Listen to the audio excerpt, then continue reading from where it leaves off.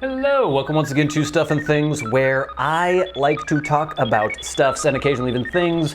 I'm your good friend Bradley, and today is a pleasant Sunday Stuff and Things, and everything's fine. Everything in the world is just fine. La la la la la la la. We'll get to that a little bit later, briefly. We have quite a few things to talk about. I wrote a bunch of stuff down on this piece of paper here. I have a new book to read, kind of. Don't worry, we'll be getting back to The Throat by Peter Straub eventually, but this one might be interesting for you. I have a response to last week's video, or we'll just be talking about your responses to last week's video. I'm going to talk about, briefly as I mentioned, what's going on in the world. I have a new guitar video that we'll be posting Wednesday. We'll be talking about that a little bit. There is a new SaTP series starting soon. I mentioned it last week, but I want to get into it a little bit more this week.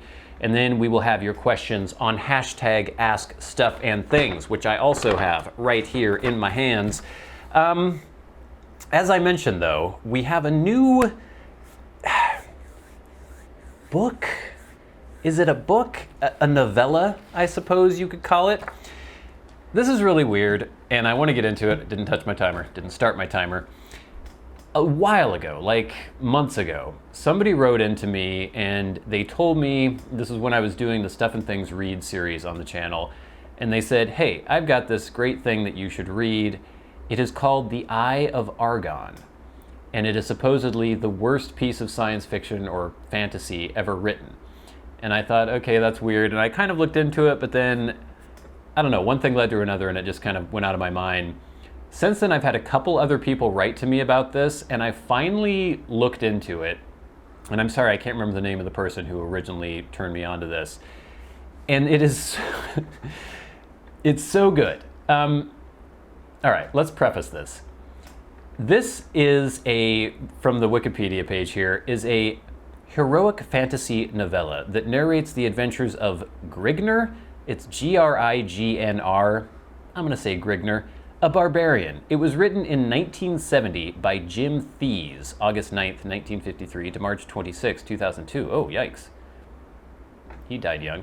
And circulated anonymously in science fiction fandom since then. It has been described as one of the genre's most beloved pieces of appalling prose. The infamous worst fantasy novel ever, published for fans' enjoyment, and the apotheosis of bad writing, and has subsequently been used as part of a common science fiction convention party game. Written in 1970, as I mentioned, by Jim Theis, a St. Louis, Missouri science fiction fan at age 16. The work was first published in 1970 in OS Fan, the journal of the, I can't read that, number 10, David Langford described Theis in SFX as a malaprop genius, a McGonagall of prose with an eerie gift for choosing the wrong word and then misapplying it. So, I'm not one to want to make fun of a 16-year-old. I'm not one to like to laugh at things because they're so bad and then deride the person who made that thing. Well, sometimes I like to laugh at things because they're so bad. But this is so funny. I've read like maybe the first couple paragraphs. I didn't want to get too far. It is so mangled. And I love it because I can just see the 16-year-old who's super obsessed with fantasy and science fiction, and he's like, I'm gonna write my story. And he got himself a thesaurus, and he sat down at the typewriter, and he got to work. He's trying to use very, very advanced words, I guess, for his age, but he doesn't necessarily know how to use them. He puts them in all the wrong places. I don't know, this manuscript that I got online, I don't know if all the spelling errors in here are original to the original manuscript, because there are a lot. There are so many misspellings, just so many screwed up examples of grammar just used completely incorrectly. It's crazy. I love it. And I'm going to read to you from this every week until we finish. It's not that long. I just printed out double-sided on my printer. It is The Eye of Argon by Jim Theis. The weather-beaten trail wound ahead into the dust-racked climes of the barren land, spelled barren wrong, which dominates large portions of the Norgolian Empire. Age-worn hoof. Okay, you need a hyphen there, buddy. Age-worn hoofprints, smothered by the sifting sands of time, shone dully against the dust-splattered crust of earth. Splattered by dust. The tireless sun cast its parching rays of incandescence, spelled wrong, from overhead, halfway through its daily revolution. Small rodents scampered about, occupying themselves in the daily accomplishments of their dismal lives. Dust sprayed over 3 heaving mounts in blinding clouds while they bore the burdensome, spelled that wrong, cargoes of their struggling overseers. I don't know if I'll point out every misspelling, because just trust me, there are a lot. Struggling overseers. Prepare to embrace your creators in the Stygian haunts of hell. Barbarian, gasped the first soldier. Only after you've... Okay, sorry, this is going to be Grigner's voice. Only after you have kissed the fleeting stead of death, wretch? Stead? Fleeting stead of death? Kiss the fleeting stead of death. Does he mean steed? Only after you have kissed the fleeting stead of death, wretch, returned Grigner. A sweeping blade of flashing steel riveted from the massive barbarian's hide. What? A sweeping blade of flashing steel riveted from the massive barbarian's hide enameled shield as his rippling right arm thrust forth. It makes no sense, sending a steel-shod blade to the hilt into the soldier's vital organs. Steel-shod. You don't shod a blade with steel. A blade is steel, or it's not. It could be a wooden blade, I guess, but you don't... Anyway. The disemboweled mercenary crumpled from his saddle and sank to the clouded sward, sprinkling the parched dust with crimson droplets of escaping life fluid. The enthused barbarian swiveled about, his shock of fiery red hair tossing robustly in the humid air currents as he faced the attack of the defeated soldier's fellow in arms. "Damn you, barbarian!" shrieked the soldier as he observed his comrade in death. A gleaming scimitar smote a heavy blow against the renegade's spiked helmet, bringing a heavy cloud over the accordion's misting brain. Shaking off the effects of the pounding blow to his head, Grigner brought down his scarlet-streaked edge against the soldier's crudely forged hauberk, clinging harmlessly to the left side of his opponent. The soldiers, he keeps saying stead. Okay, so he means steed, I believe. The soldier's stead whinnied as he directed the horse back from the driving blade of the barbarian. Grigner leashed his mount forward as the hoarsely piercing battle cry of his wilderness-bred race resounded from his grinding lungs. A twirling blade bounced harmlessly from the mighty thief's buckler as his rolling right arm cleft upward, sending a foot of blinding steel ripping through the Samarian's exposed gullet. A gasping gurgle from the soldier's writhing mouth as he tumbled to the golden sand at his feet and wormed agonizingly in his deathbed. Grigner's emerald green orbs glared lustfully at the wallowing soldier struggling before his chestnut-swirled mount. His scowling voice reverberated over the dying form in a tone of mocking mirth. "You city-bred dog should learn not to antagonize your better." Reining his weary mount ahead, Grigner resumed his journey to the Norgolian? I thought it was Norgolian. Norgolian? Yeah, Norgolian. And now it's Noragolian. Noragolian? I'm going to go with Norgolian. Reining his weary mount ahead, Grigner resumed his journey to the Noragolian city of Gorzam, hoping to discover wine, women, and adventure to boil the wild blood coursing through his savage veins. The trek to Gorzam was forced upon Grigner when the soldiers of Kryn were leashed upon him by a faithless concubine he had wooed. His scandalous activities throughout the... man, this kid's loving life right now. I could just imagine what he's imagining in his head.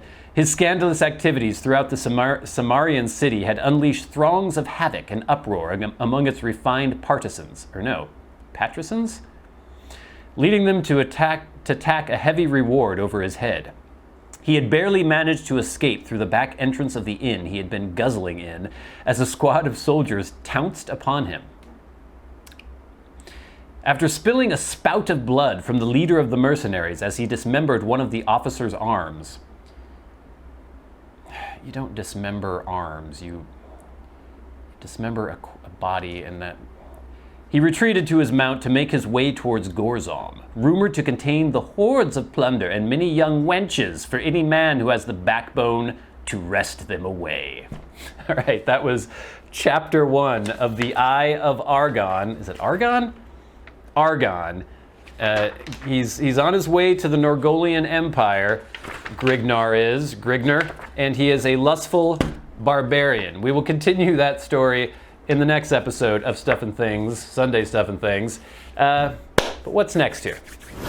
Yes, I got a good response from the video I posted last Wednesday. Unfortunately, it was age restricted by YouTube, which I guess is fair enough. It was the How to Smoke a Pipe video. But the problem with the age restriction is that if you're not signed in to a YouTube account as someone over 18, that video won't show up. So if you're like on a guest account, or you're just not signed in, if you're just using it on your phone or something and not signed in to your YouTube account on your phone, you can't see that video. So if you want to watch the video that I posted last Wednesday, you have to be over 18 and you have to be signed in to your YouTube or Google account or whatever to actually see the video. But a lot of people really enjoyed it, and I think I'm weighing the possibility of doing a few more videos like that. We have revisited some pipe blends in the past. Maybe we'll revisit my very old tutorial videos that I posted long ago when the channel was first starting out. So it might be time to update some of those. So thank you for watching. Those of you who have, if you weren't able to see it, didn't find it, never showed up, make sure you're logged in to a YouTube account and that you were over 18. All right, and briefly, because it's kind of impossible to ignore, havoc is being wreaked in the country, in the world right now. All I have to say, and we're going to keep this brief, is try not to freak out. Try not to be angry. Try not to be spiteful. Try not to be vengeful. Try to look into facts. Try to think of actual solutions and try to think of what the actual problems are. Don't just blindly believe everything the media says. Don't blindly believe everything social media says. Don't be reactionary. Be considered and thoughtful. Violence is never good. Violence never, well, I won't say violence never solves things. Sometimes it does. In this case, it doesn't. Anger, in this case, is not the right response, I don't think. Everybody just calm down. This goes for the CV as well. I'm still seeing people just freaking out there. Calm down, all right? It's not the end of the world. The only thing that makes things the end of the world is all y'all out there acting like it's the end of the world. Just chill out, calm down, we're gonna be fine. That's my response. That's all I'm gonna say, because if I go too far, YouTube will start banning things, hammering things down, and then everyone's gonna freak out in the comments and everything. I just wanna leave it nice and succinct. Be nice to each other, stay calm, do your own research, find out information, look into the facts. Don't be reactionary. Don't be reactionary. I think that's my main thing. All right, that's it for that. Next, I have just recorded a video that was requested. I mentioned that I may do a video where I'm not pitting my guitars against each other, but where I'm comparing the sounds of my Rickenbacker 330. It is a 2007 Rickenbacker 330 in Amber Fireblue, the color of the year from 2007. A beautiful guitar. And my 2017 Fender American Professional Telecaster in Butterscotch Blonde. And I had mentioned that, maybe I'll do a video where I play them both. You can kind of see a comparison between the two guitars. It's interesting to me because those two guitars, I think, are often pigeonholed as being one-trick ponies, or they can only sound a certain way, or they're only good for certain genres of music. And so I am by no means the best person to do this video, and I'm sure, actually I don't know if I've seen a Rickenbacker versus Telecaster video, Rickenbacker, on YouTube or not, but I wish I were a better guitar player, and I wish I had a better setup to actually turn up an amp really loudly so you could really hear what the guitars can do, because when I recorded that, I was in my apartment and I just can't have my amp very loud.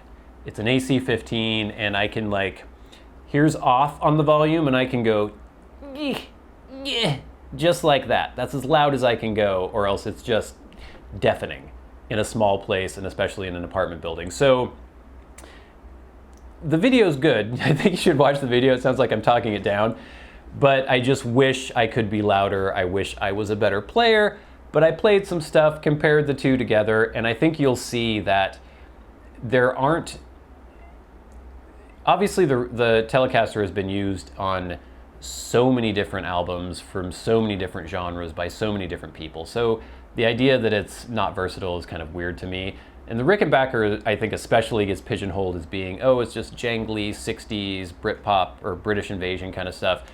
It's not. It can play anything. It can sound like, well, it can't sound like anything. It sounds like a Rickenbacker, but it can play any genre of music. It's great. The guitars are great, and I enjoyed making that video, and I hope you will enjoy watching that video when it posts on Wednesday.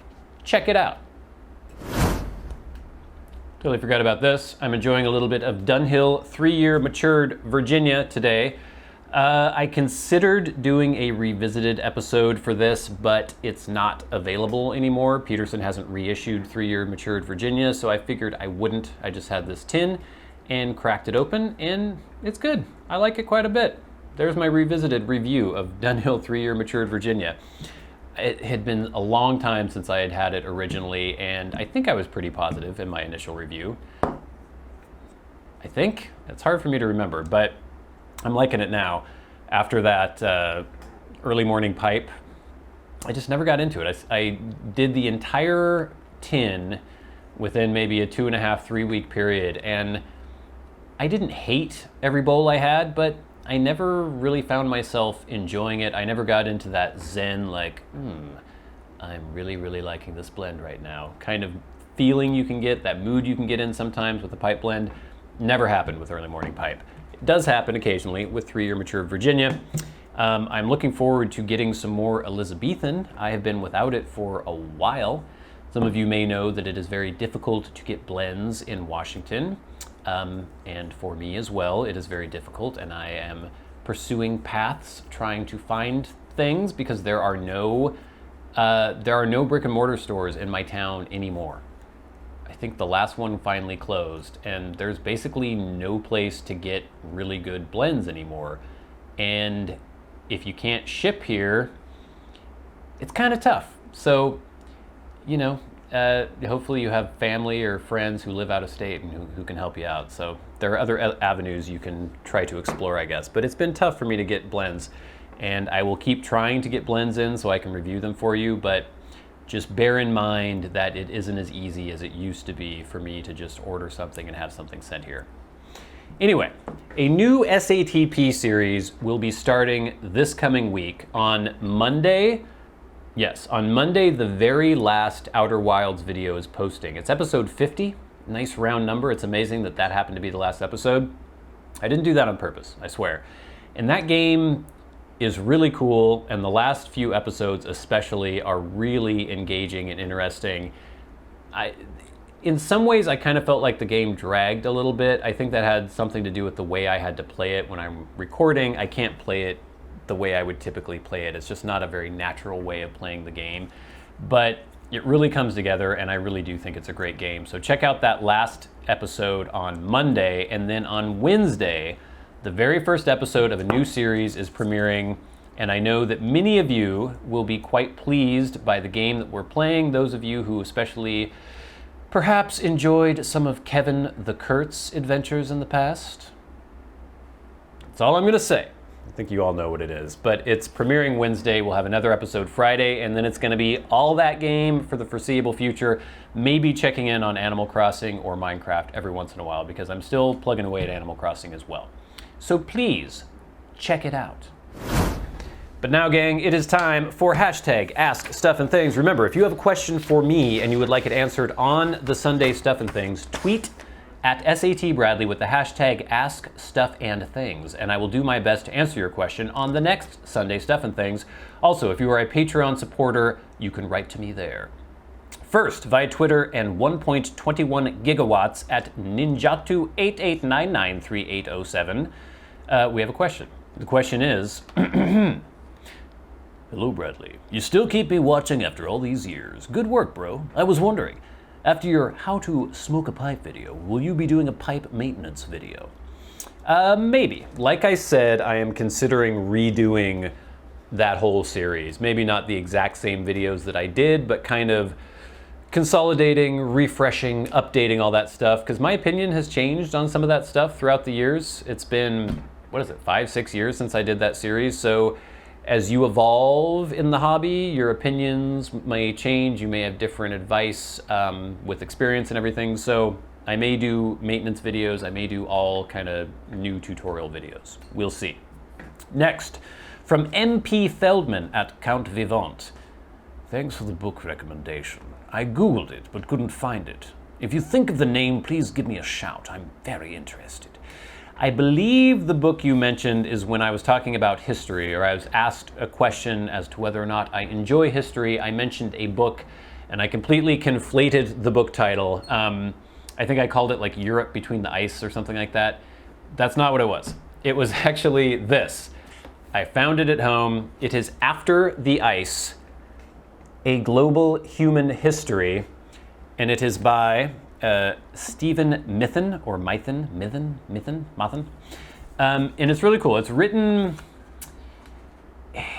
some of you may not enjoy this, but I sometimes prefer academic text to be written as sort of a narrative, and this kind of is. It's actually taking evidence from all sorts of different digs, especially more recent digs and archaeological discoveries, and then he's setting a scene, and he has a character, well, I don't want to get into it too much, but there's basically a character who is from not exactly our time, but who is a more modern archaeologist who goes back and witnesses these scenes as they would have existed to the best of his knowledge and the best of, modern archaeologist knowledge, the way they would have existed back when they were contemporary. And it's not a story, it's not told as like a novel, a narrative like that, but it just gives you a little bit of perspective. So let me just read a paragraph. Okay, so he has the character of John Lubbock. This is precisely what John Lubbock has been doing since leaving Go's Cave. He headed north, crossing 150 kilometers of rolling hills and plains. The trees became sparse and the wind persistent as he approached the great ice sheet itself. Few people were seen as he crossed the tundra, a party of reindeer hunters in the distance disappearing into the mist. A few families headed south, perhaps to Go's Cave itself. When Lubbock rests or is forced to shelter, he reads prehistoric times to discover what his 1865 namesake had known about using animal bones and plant remains to reconstruct past environments. And he writes in this way. So he intersperses this with people talking about, or with actual contemporaries discussing recent finds, and then he will couch that in these sorts of terms with this John Lubbock character seeing these things in the past, if that makes any sense. I didn't need to spend that long on it, but it's great. It's a good book, and I suggest you check it out. After the Ice, A Global Human History. And last, I guess our last question is a two-parter by Ramo Geisel at Parmershay 92. Are there any plans, or did I maybe miss an audio-only version of your Sherlock Holmes reads, like Spotify or a podcast app? Also, a bar tour? A tea bar tour? I don't know what that means exactly. Grinning face with smiley eyes. I don't have those reading series on audio. It's a good idea. I don't know how I would release those exactly. I'll think about that. I'll think about doing something like that. And then next question. I remember you mentioned the intro music being from your band. Is there any place we might find a full version of the song, or maybe even an album? No. Sorry, it's not up anywhere. And I know I've had this question before, but it comes up every once in a while, so I re-answered it again.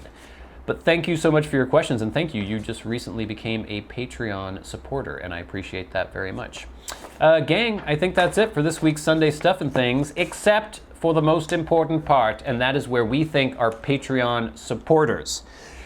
It's been rough, gang, for everybody I know with all the CV nonsense, so now more than ever, I appreciate you guys sticking with me on Patreon. And if you would like to support the channel, there's a link in the description box below. Don't feel obligated, but if you do, I'd appreciate it. If you don't, I still appreciate it because you're here watching, and I like that. But our Patreon supporters who support the channel at $25 or more a month get a special shout out, and I like to thank them every week by reading out their names. I'd like to thank people like Ryan McFadin, MD of the North, Kirk Crompton, Private Eye, Cody Striegler, Ryan Stauffer, corbynborbyn, and Glenn. And the Maniacs, the people who support the channel at $100 a month. People like Peter Straub. Thank you so much, Peter. And Bob Magee. Thank you, Bob. And Peter, I think we're supposed to talk again soon, so I'll probably try to get a hold of you on Patreon. Bob, I still have not ever managed to get a hold of you. But if you are a $100 supporter on Patreon, that means that you get to talk to me on video chat every 3 months. Anyway, thank you all so much for watching. I've been your good friend Bradley. You've been the audience. This has been Stuff and Things on a pleasant Sunday Stuff and Things. I'll see you later.